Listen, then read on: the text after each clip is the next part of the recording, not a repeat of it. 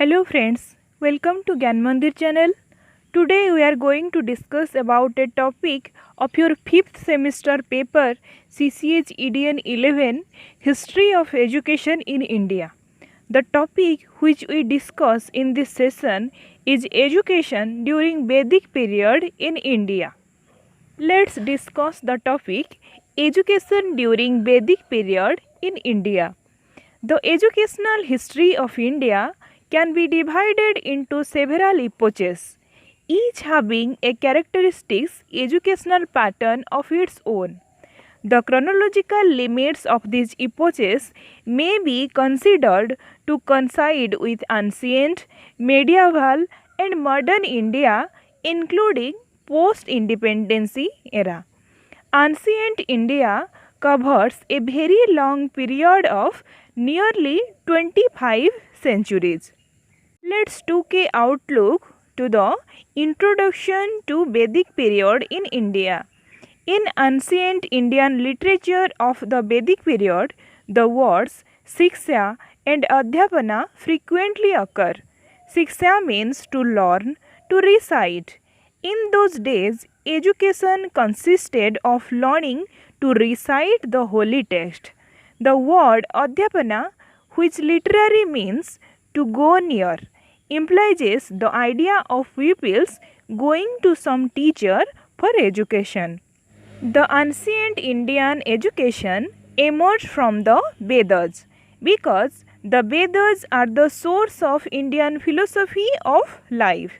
The Vedas are the best expression of an enlightened culture and have contained within themselves the seeds and sources of Hindu thoughts and practices. In the past, the great saints have played a decisive role in shaping and molding the ancient heritage. Veda means knowledge. During this period, education was divided into two kinds of knowledge. First one is worldly and second one is otherworldly. This worldly education dealt with the social aspects, whereas the otherworldly education was related to intellectual pursuit for achieving salvation. Then we discuss about aims and objectives of Vedic education. First point, ultimate objectives as moksha or self-realization. Ancient Indians believed that education should prepare the individual in such a way as to prepare him to attain the objectives of liberation. Liberation means to be one with the Almighty and to be free from the cycle of births and deaths. Second point, infusion of piety and religiousness, where infusion means mixed of and piety means strong religious beliefs. In ancient India, religion played a prominent part. Education aimed at the infusion of piety and religiousness in the minds of the pupils. Third point, education for worldliness or vocational aim of education. Happiness in other world was given more stress than the happiness in this world. This world, according to them, was unreal and full of fetters. The highest wisdom was a release from these bitters. Fourth point, character formation. Education must from character. Mere intellect was not of worth if the person was devoid of not much morality. Morality or the right behavior was the highest dharma. Education was regarded as a means of inculcating values such as strict obedience to elders, truthfulness, honesty, and temperance. Fifth point, development of all-round personality. Ancient Indians believed that personality should be developed through education. Personality was developed through the following methods like self-restraint, self-confidence, self-respect, and discrimination and judgment. Sixth point, stress on social duties. A student was not to lead self-centered life. He was to perform his duties as a son, as a husband, as a father, and many other capacities continuously and efficiently in the society. His wealth was not for his own sake, as for his family. He must be hospitable and charitable. All profession laid stress on civil responsibilities. Next point 7. Promotion of social efficiency and welfare. The promotion of social efficiency and welfare was an equally important aim of education. Education was not imported simply for the sake of culture or for the purpose of developing mental powers, but for the purpose of training every member of society in the profession which he expected to follow. Society had accepted the theory of division of work, which was later ungoverned by the principle of heredity. Each family trained its children in its own profession. The purpose was to make each individual society efficient. Next point, preservation and promotion of culture. The preservation and promotion of national culture and heritage was also stressed.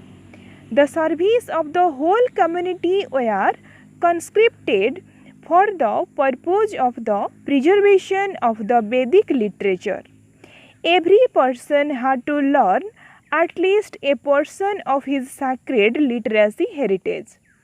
A section of Brahman as had to devote the whole of their life to the cause of learning to commit the Veda to memory in order to ensure preservation.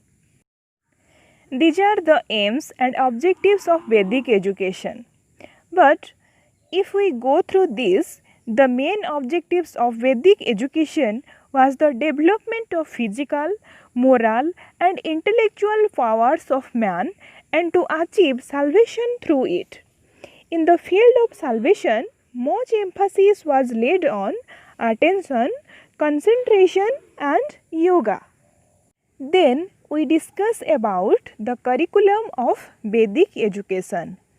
The beginning of education was marked by the Upanayana, a ceremony which was generally performed at a prescribed age level. The age limit was varying from caste to caste. It was 8 years for Brahmins, 11 years for Kshatriyas and 12 years for Vaishyas. The studentship lasted usually for 12 years. System of education was not merely theoretical, it was related to the reality of life. Various branches of learning were included in the curriculum. The subject of teaching were philosophy, grammar, astrology and logic. In the teaching of languages, emphasis was laid on proper pronunciation and grammar. Along with theoretical aspect of curriculum, the practical aspect of education was given due importance. The pupils' residence in teacher's house helped them to develop social contacts. It was considered a sacred duty on the part of the pupils to collect fuel wood, supply water, and do other household odd jobs for the teacher. In this way, the pupils were receiving instruction related to domestic life and also learning the concrete lesson of the dignity of labor and social service. Besides, The pupils of ancient India were receiving valuable training in the occupation of animal husbandry, agriculture, dairy farming, etc. by grazing the cows of the Guru and serving him in various ways.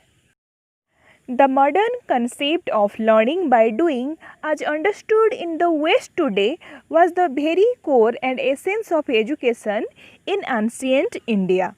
As the pupils were residing in the house of the Gurus, they were begging alms for their own subsistence and also for the preceptor.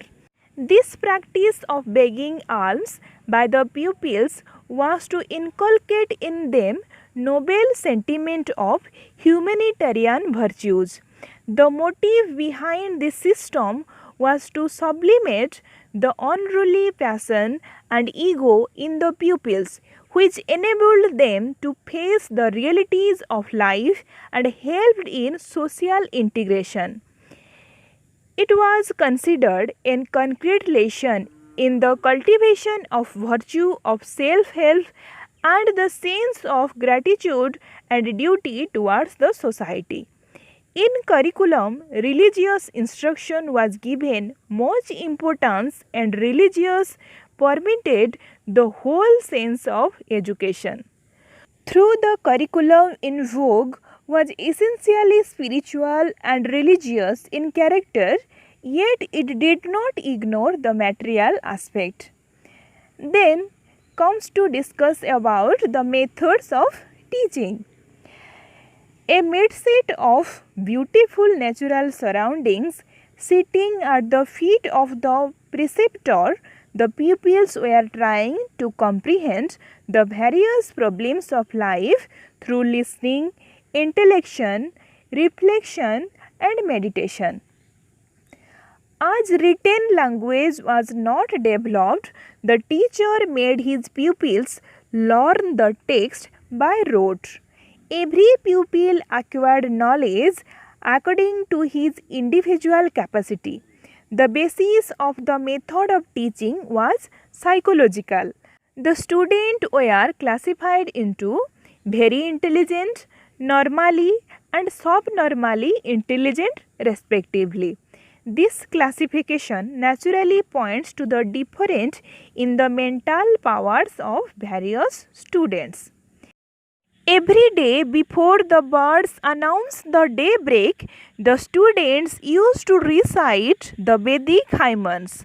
At the time of recitation, careful attention was paid to the correct pronunciation of words. By listening to the Gurus attentively, the pupils were trying to commit into their memory the Vedic hymns along with the prescribed pronunciation. Thus, the teaching in a way was oral. Basically, three methods of teaching were being practiced during this period. First one is Sravana, means listening. Then second one is Manana, means deliberation. And third one is Nididhyasana, meditation. Seminars and symposia were also held from time to time. Then comes to discuss about teacher-pupil relationship. The teachers were accepting very limited number of students. The students were very polite and submissive in their behavior and held in high esteem. To obey the teacher was their duty. The teacher had also tremendous sympathy and love for the students. The chief aim of the teacher was the all-round development of the personality of students.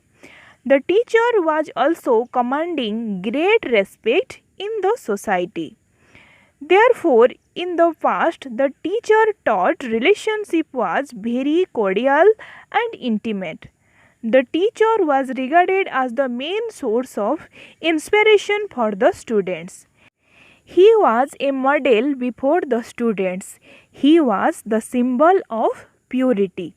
The teachers were discharging their duties and responsibilities exclusively with selfless and single-minded devotion.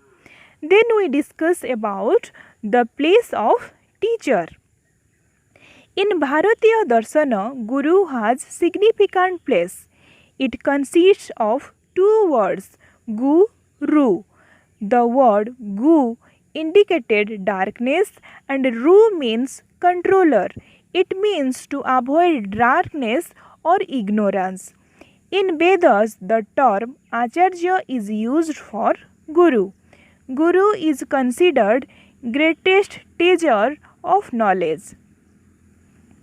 The ancient Indian teacher was great in learning and moral conduct. One who teaches only a portion of Veda or who teaches the Angas of Veda were called as Upadhyaya, means sub-teacher, and Acharya were chief among all gurus. In educative process, teacher and students are the two components. A teacher provides physical, materialistic and spiritual knowledge to his students. The educative process is teacher-centered. Guru satisfies the curiosity and needs of his students. Guru was the spiritual father of his pupils. Gurus were taking care of their pupil in same manner as a father takes care of his son. Then we discuss about the forms of educational institution in Vedic period. There was three types of educational institution in Vedic period. First one is Gurukulas. Gurukulas were the dwelling houses of gurus situated in natural surroundings away from noise and bustle of cities. Parents sent their wards at the age of 8 to 12 years according to their castes after celebrating their Upanayana Sanskara. Pupils lived under the roof of their guru called Antevasin under the direct supervision of their guru. Gurukula, as the name indicates, was a family of the teacher and his residence where the students used to stay during the period of study. Gradually, the Gurukula were extended to include a number of buildings. However, the institution was built up around the family of teacher. The primary duty of the student was to serve the teacher and his family. The students were like sons of the teacher and the whole institution liked like family. Second one is Parisadas. Parisadas were bigger educational institutions where several teachers used to teach different subjects. This may be compared to a college parisad in Upanishads, has been used for a conference of learned men assembled for deliberations upon philosophical problems. Third one is Sammelana.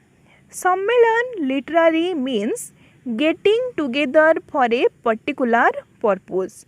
In this type of educational institutions, scholars gathered at one place for learned discussion and competitions, generally on the invitation of king. Scholars were appropriately rewarded. In our next class, we discuss about the salient feature of Vedic education in ancient India and educational implication of Vedic education.